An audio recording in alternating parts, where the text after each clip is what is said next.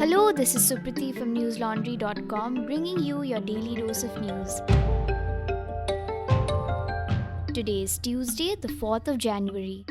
India reported 37,379 new coronavirus cases in the last 24 hours, according to the Health Ministry, which pushes the country's active caseload to 1,71,830. A total of 1,892 cases of the Omicron variant of the coronavirus have been detected across 23 states and union territories so far, out of which 766 have recovered or migrated, according to the Union Health Ministry's data updated today.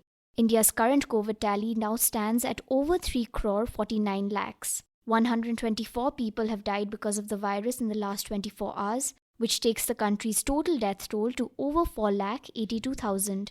Today, Delhi's Deputy Chief Minister Manish Sisodia announced a weekend curfew in the city in view of the surge in COVID-19 cases driven by the Omicron variant, Scroll reported. At a press conference, he urged citizens to not move out of their homes on Saturdays and Sundays, except in cases of emergencies. Sisodia added that under the new guidelines, government employees, except those engaged in essential services, will be asked to work from home, while private offices will function at 50% capacity. Bharatiya Janata Party's Telangana unit chief, Bandi Sanjay Kumar, was remanded to judicial custody for 14 days yesterday, Scroll reported. According to the Indian Express, he had been arrested on Sunday for breaching COVID-19 protocols during a protest. BJP members also entered into a scuffle with the police while protesting against his arrest. Karimnagar Police Commissioner V. Satyanarayana said that an FIR has been filed against 21 people under Section 51B of the Disaster Management Act and Section 188 of the Indian Penal Code for lack of physical distancing and not wearing masks during the protest, the News Minute reported. He added that at least 70 people were arrested and released later after notices were issued to them. Bloomberg reported yesterday that global coronavirus cases rose by more than 1 crore during the last week due to the Omicron variant of the disease. This number is nearly double the highest previous weekly rise in cases of 57 lakh recorded in April. In the UK, Prime Minister Boris Johnson has said that the country's state-run hospitals will face considerable pressure in the coming weeks, AFP reported.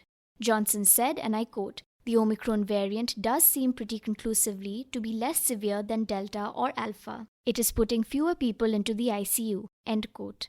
Globally, the coronavirus has infected over 292 million people and resulted in the death of 5.44 million citizens, according to Johns Hopkins University. The Assam government was ordered by the Guwahati High Court yesterday to give case details of all alleged gunfights since the Bharatiya Janata Party took office in May, PTI reported.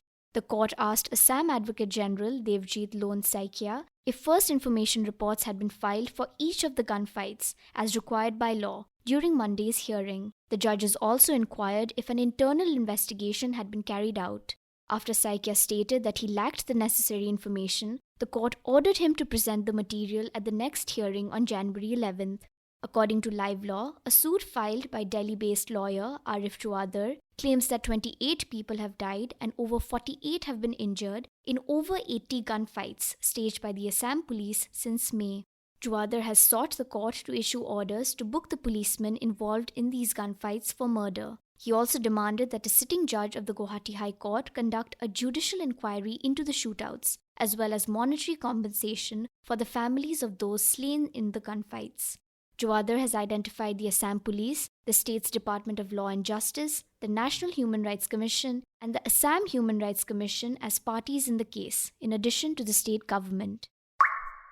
Mumbai police said today that the prime accused in the case of the Bulli Buy application that targeted Muslim women in a fake online auction was detained from Uttarakhand, Hindustan Times reported.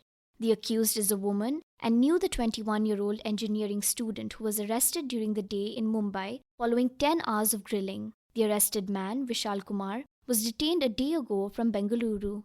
The police said that the main accused was handling 3 accounts related to the Bulli Buy app. In a statement, the Mumbai police said, and I quote, Kumar opened an account by the name Khalsa Supremist. On December 31st, he changed the names of other accounts to resemble Sikh names. Fake Khalsa account holders were shown. End quote.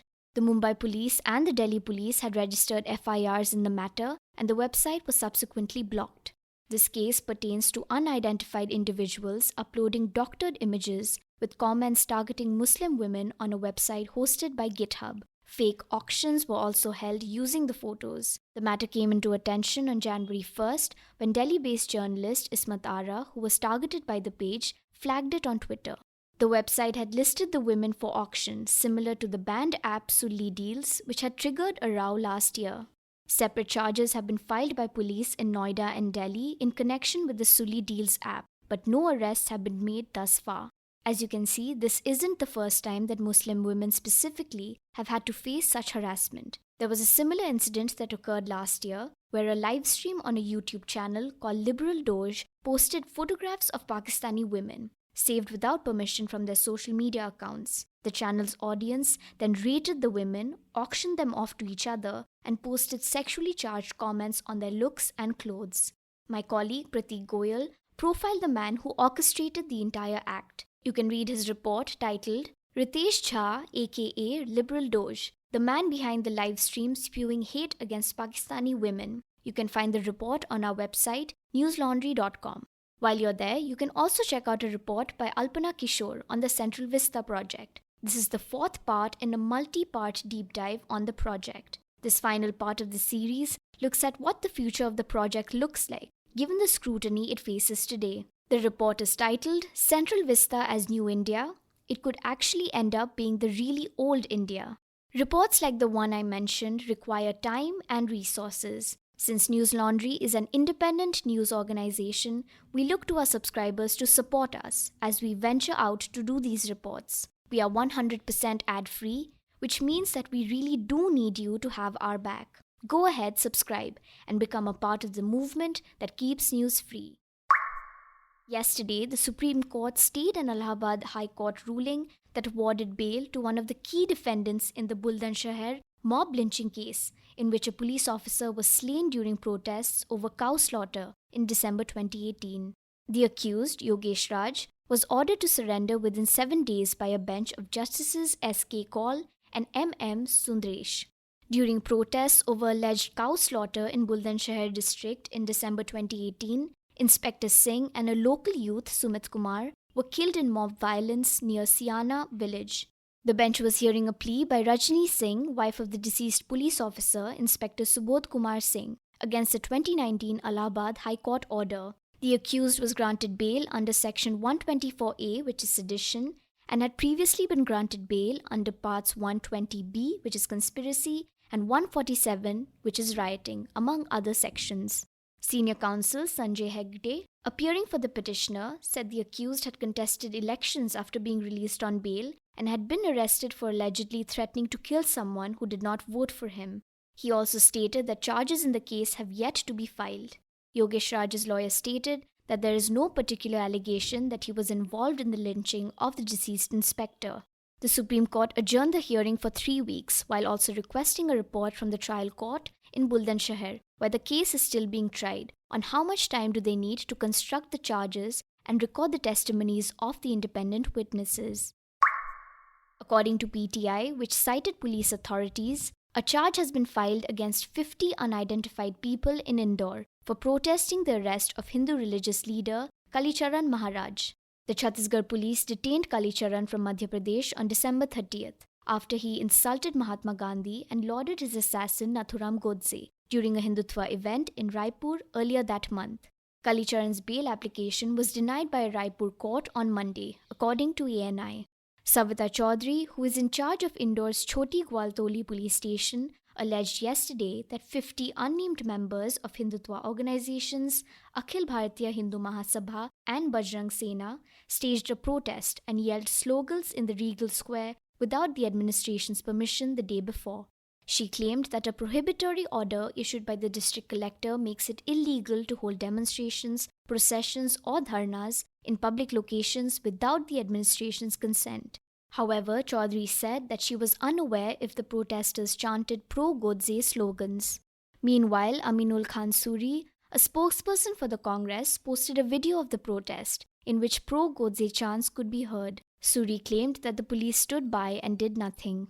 On the allegation of Congress politician Pramod Dubey, an FIR was filed against Kalicharan at Tikrapara police station on December 26th.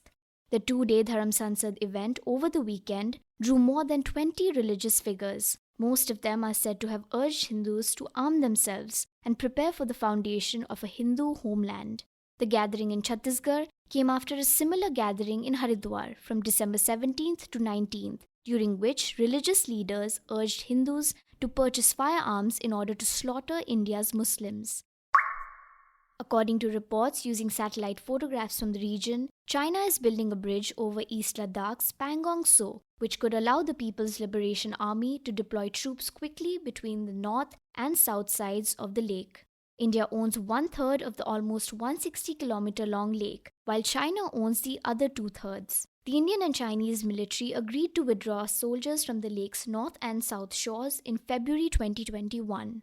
According to the Indian Express, which cited unidentified sources, the new bridge is being built more than 20 kilometers east of Finger 8 on the lake's north side. The line of actual control is claimed by India to be at Finger 8, whereas China claims it to be at Finger 4. China is apparently building the bridge near Khurnak Fort, which is located around the lake's halfway point. China has a base east of Finger 8, whereas India has a permanent position at the Dhan Singh Thapa post near Finger 3. According to The Hindu, the bridge, which is around 25 kilometers ahead of the line of actual control, is projected to become a direct access for Chinese forces moving between the north and south banks of the lake.